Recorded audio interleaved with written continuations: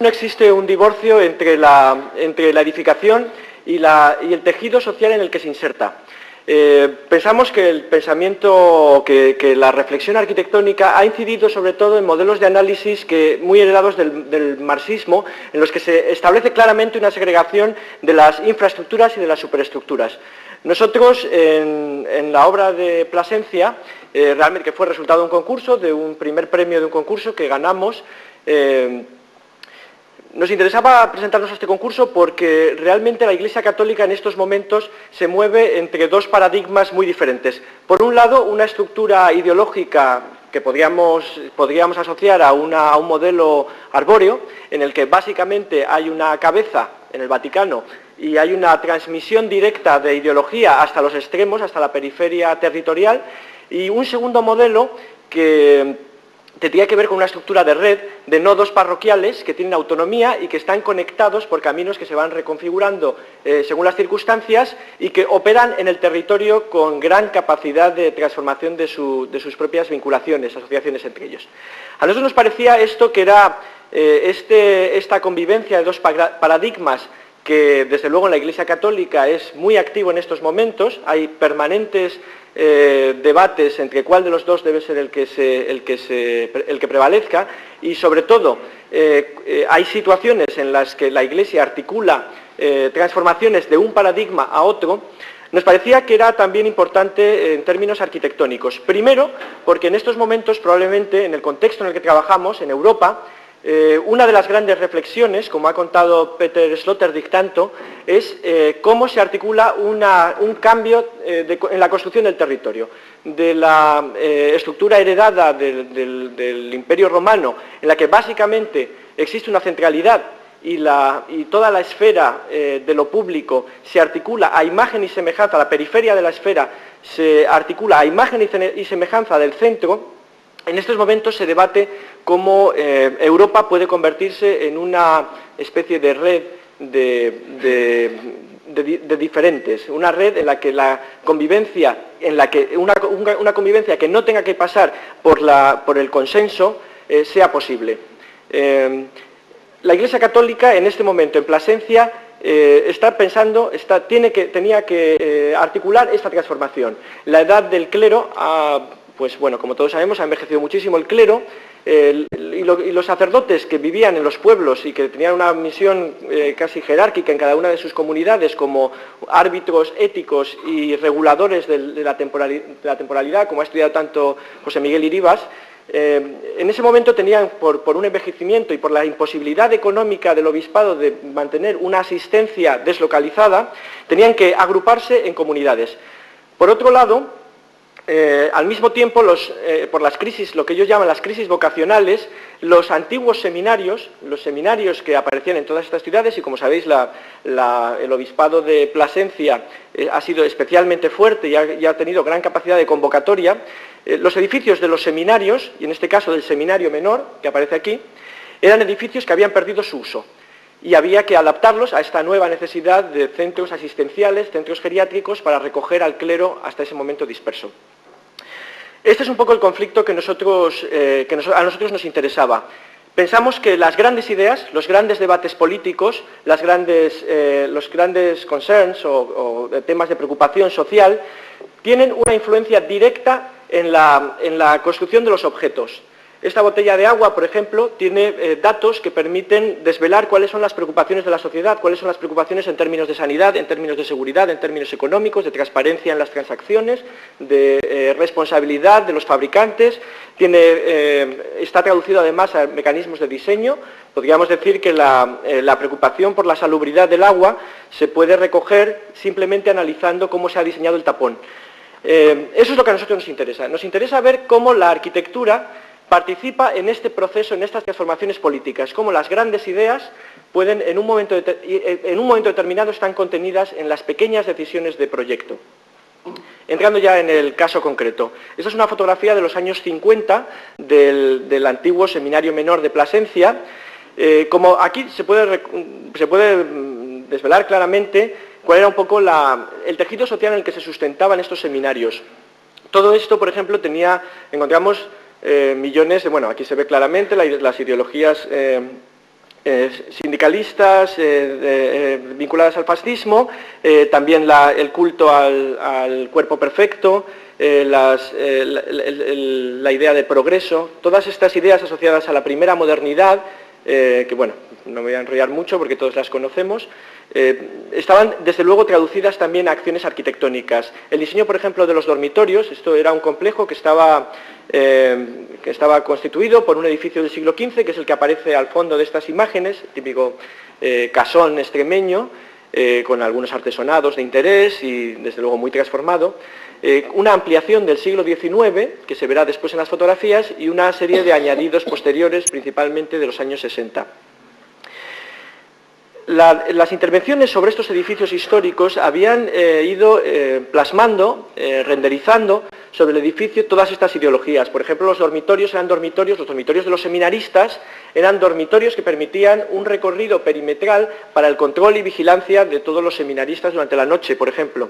Es un ejemplo, bueno, muy elemental, pero nosotros pensábamos que esta transformación arquitectónica tenía que, de alguna manera, plasmar este cambio de ideología, este cambio de paradigma, que por otro lado el obispo de Plasencia, don Carlos, nos insistía en tener en cuenta. La intervención, básicamente, la intervención arquitectónica que nosotros hemos pensado, en colaboración, por supuesto, con todo el equipo del obispado y con otra serie de colaboradores externos, y también, por supuesto, con los colaboradores de nuestro estudio, consistió o desarrolló o se articuló en torno a 3 líneas estratégicas. Ese es un poco el aspecto que tiene ahora. Hemos tenido que añadir un edificio nuevo. Las 3 líneas estratégicas básicamente se aplicaban a través de microintervenciones, de inyecciones casi de pequeños artilugios de diseño y la construcción de atmósferas, en las que básicamente buscábamos 3 objetivos. El primero, bueno, estas son las atmósferas. La primero, poder condensar en un edificio mucho más pequeño un territorio enorme, el territorio de la provincia de Cáceres. ¿Qué había detrás de esto?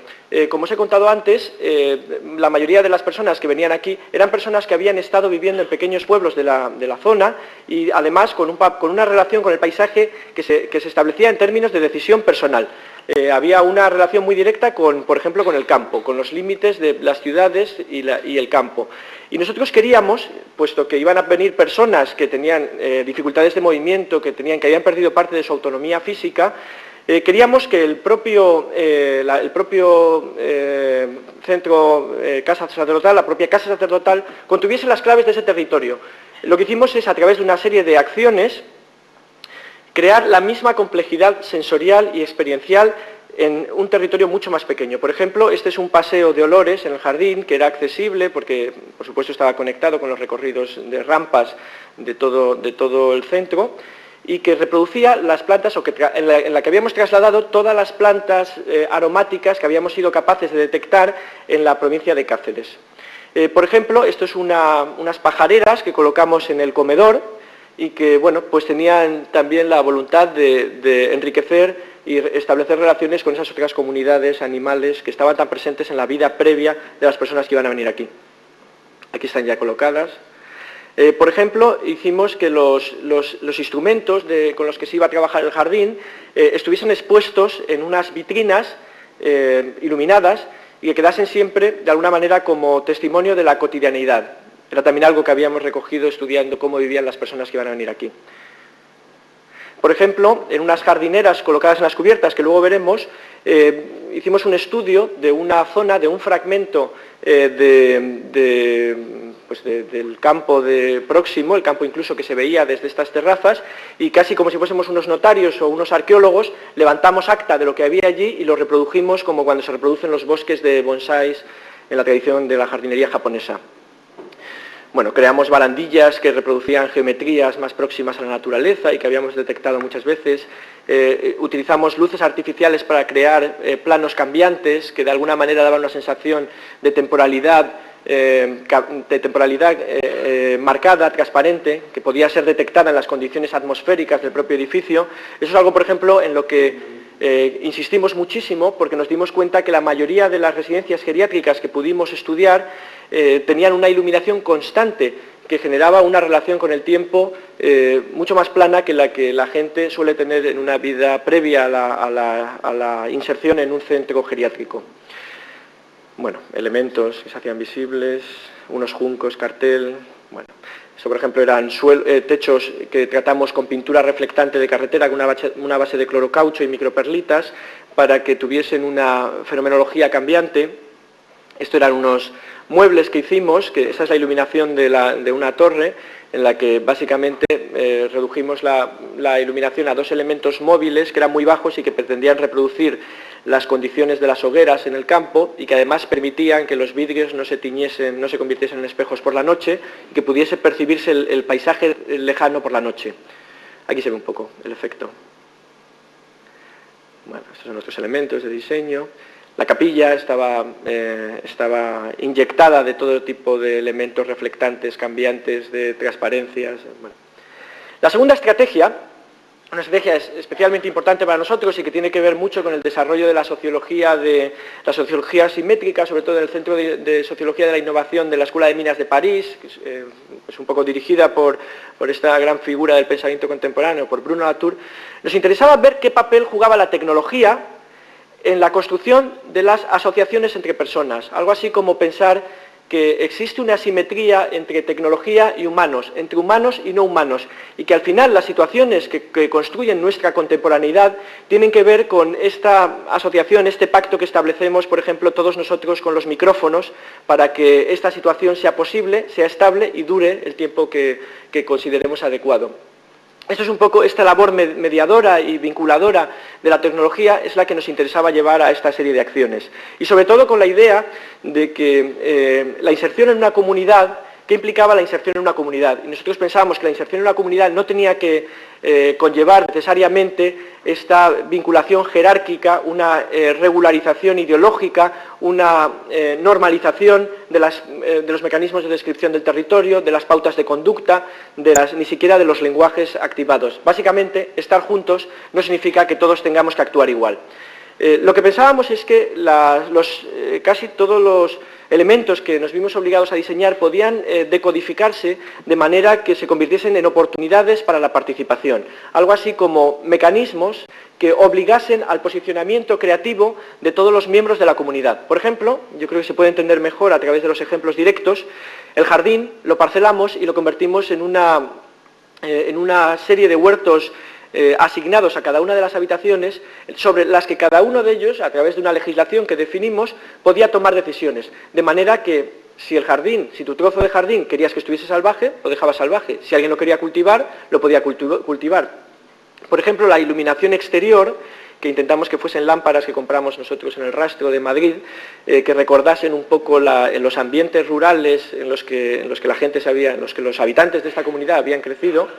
Eran lámparas, como reclamaban los situacionistas, con interruptores que permitían la toma de decisiones inmediata. Una cosa tan tonta como esa y, sin embargo, que no es posible la iluminación pública de ninguna ciudad en estos momentos.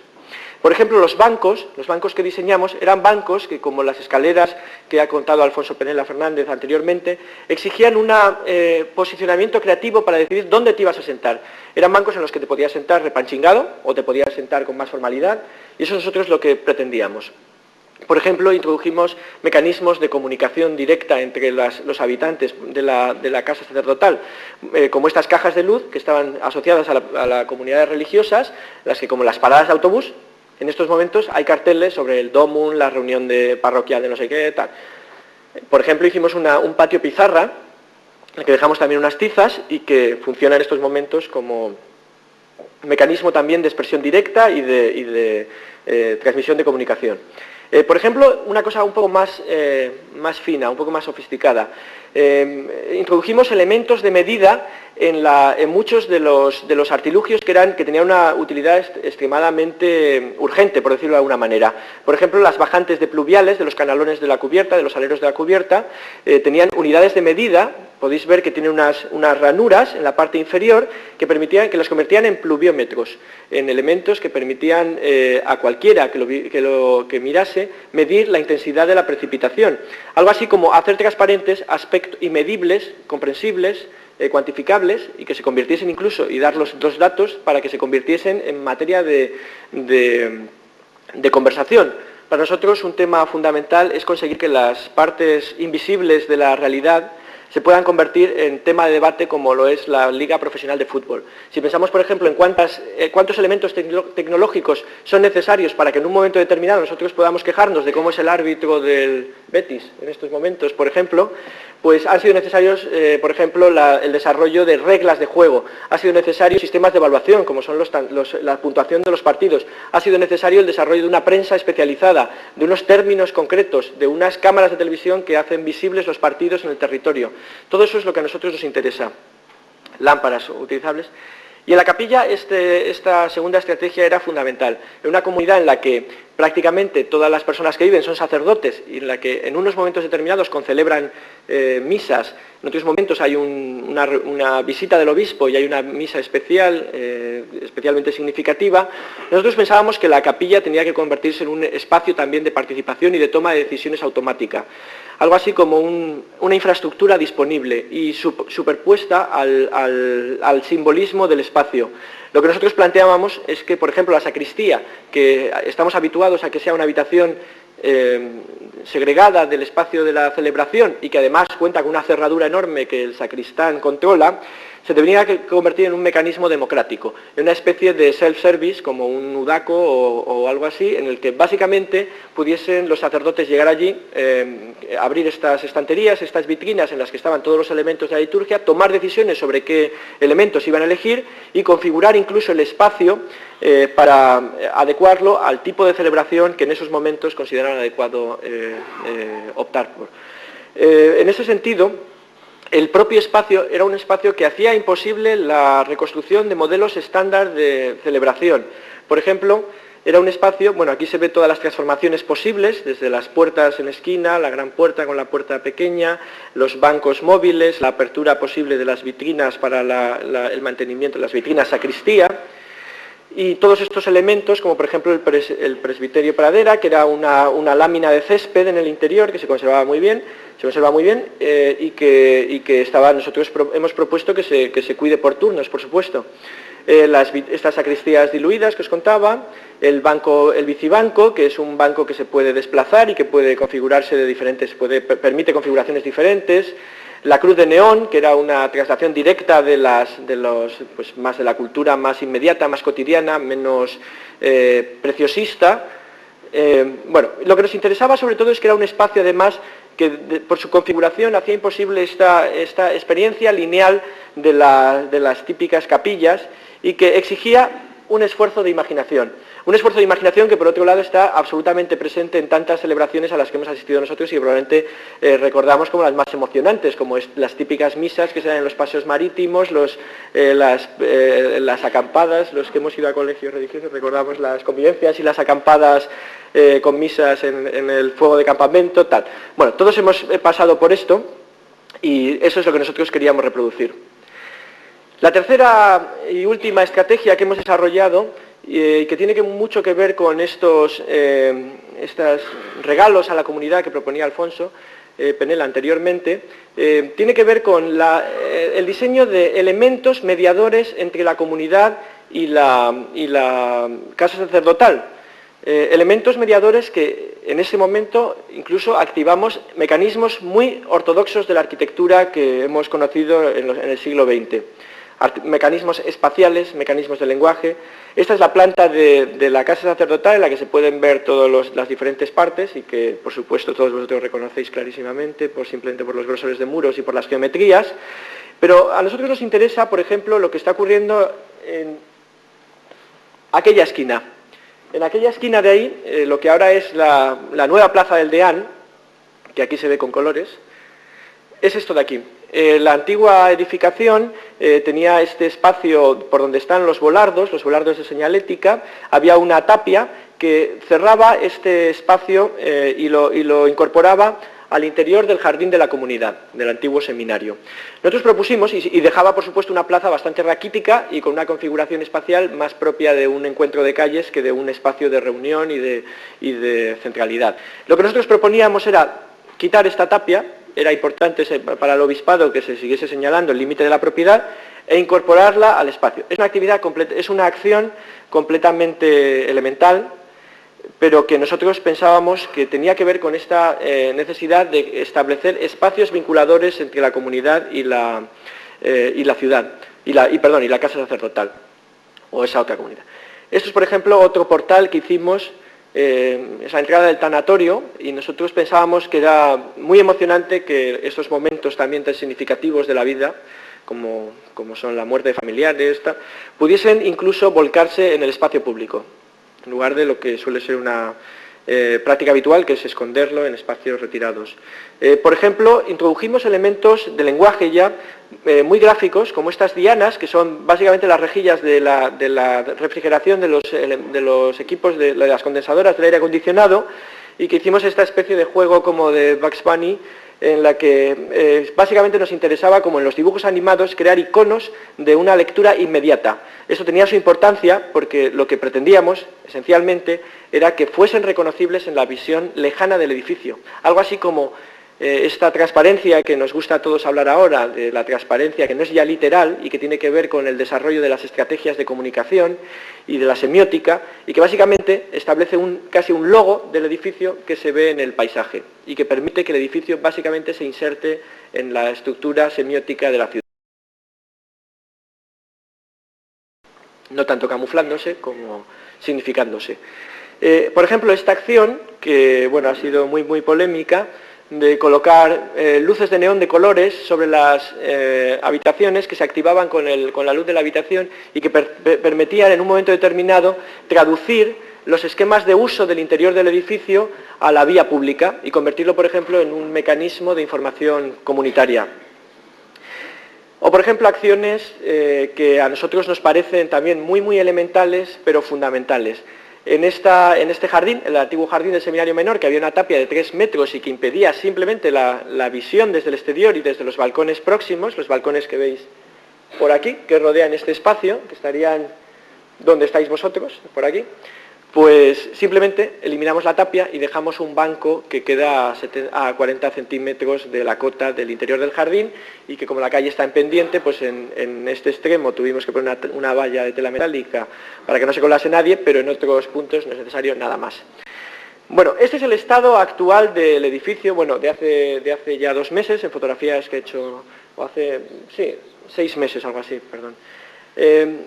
Estas son las últimas fotografías con las que va a concluir esta ponencia, y son fotografías que, bueno, en un momento determinado Stefano Boeri nos llamó para publicarlo en Domus, sobre todo por lo raro que era, porque le parecía también muy curioso que con esta pinta fuese un edificio como todo el mundo dice, ¿cómo habéis hecho eso para los curas?, ¿no?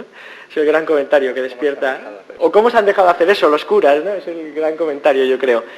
Pues que ha sido realmente fácil, no ha habido ninguna pega hasta el final. Nos pidió que las fotografías de alguna manera reflejasen cómo era la vida en estos momentos. Es un edificio que ahora mismo está, o es un complejo de edificios que ahora mismo está a media ocupación, y lo que nos pidió es que hiciésemos fotos con gente. A nosotros nos parece muy interesante. De hecho, ahora mismo hay un sociólogo que está haciendo un estudio de campo en este edificio y nos va informando de parte de los resultados. Y es interesantísimo cómo todos estos mecanismos han entrado en uso. Por ejemplo, uno muy sencillo son los huertos, que como veis ahora tienen una configuración diferente porque ha habido esta persona que está aquí, ha llegado a un acuerdo con gran parte de los propietarios de estas parcelaciones y cultiva sus parcelas a cambio de repartir después las lechugas y los tomates que aquí se ven ya creciendo. Esto, por ejemplo, es lo que nosotros contaríamos, o se supone que tendríamos que contar en un foro como este, que por supuesto nos interesa muchísimo, y creo que todos reconocemos la dificultad que tiene, la necesidad de establecer debates sobre cómo se pueden vincular geometrías contemporáneas con geometrías del siglo XV, por ejemplo, cómo incluso se pueden resolver problemas de humedad por capilaridad, como en este caso abriendo el enlucido de yeso para que pueda simplemente que aspirar, el muro, cómo en un momento determinado se pueden establecer transiciones cromáticas entre un mundo más contemporáneo, que tiene más que ver con las revistas, por ejemplo, con las publicaciones que estamos acostumbrados, me refiero con Hola o Pronto o revistas de ese tipo que usan estos colores y que forman parte de nuestra cultura, y cómo se puede vincular a otros territorios culturales, como desde luego el del siglo XV.